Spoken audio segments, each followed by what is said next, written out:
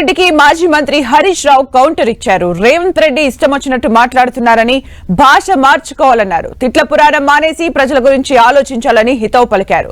తాను ఎక్కడ దాక్కున్నావంటూ ప్రశ్నించారని, రైతు రుణమాఫీ జరిగే రేవంత్ గుండెల్లో నిద్రపోతానన్నారు హరీష్ రావు. దూలమూల పెరిగిండని, దూడకున్నంత మెదడు లేదంటాడు, సన్యాసి అంటాడు, ఏడదాక్కున్నాడు అంటాడు. నాకు మాట్లాడరాకనా? నాకేమో కొంత మర్యాద సంస్కారము ఎక్కడో అడ్డం వస్తూ ఉన్నాయి. నాకు అనరాదా? తాటి చెట్టు అంతా పెరిగినావంటే నువ్వు లిల్లి పుట్టంతా లేవు అని నాకు అనరాదా? అయింది నువ్వు నన్ను సన్యాసి అంటే నిన్ను సన్యాసి అనడం నాకేమైనా పెద్ద కష్టమైన పని. రుణమాఫీ నేను పూర్తి చేసినా అని మాట్లాడు. రుణమాఫీ నిజంగా జరిగిందా?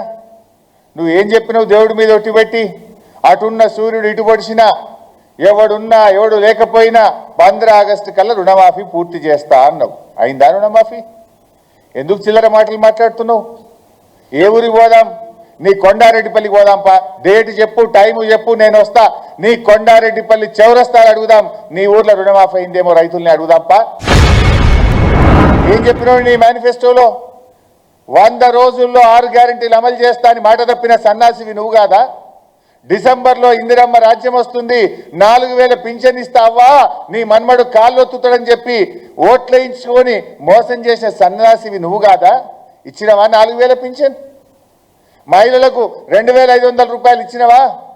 100 రోజుల్లో 2500 రూపాయలు ఇస్తా అని బాండ్ పేపర్ల మీద రాసి అక్క చెల్లెళ్ళ కాళ్ళేళ్ళ పట్టుకొని అధికారంలో కూర్చున్నాక అక్క చెల్లెల్ని మోసం చేసిన సన్యాసివి నువ్వు కాదా? ఏమంటాడు ఈ సన్యాసి? ఆడ దాక్కున్నాడు అంటుండు. నేనట ఏడ దాక్కున్నానట. ఇవాళ స్పీచ్లో మాట్లాడుతుండు గాంధీ భవన్లో. రాజీనామా చేస్తా అన్న సన్యాసి ఏడ దాక్కున్నాడు అన్నాడు. ఏడ దాక్కున్నా? నీ గుండెల్లో దాక్కున్నా, నీ గుండెల్లో నిద్రపోతున్నా.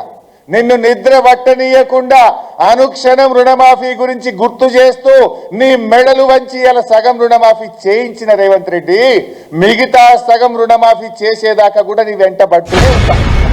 రామహితుడు ఆయన గాంధీ గారు ఇంతకు ఎవరివాడు?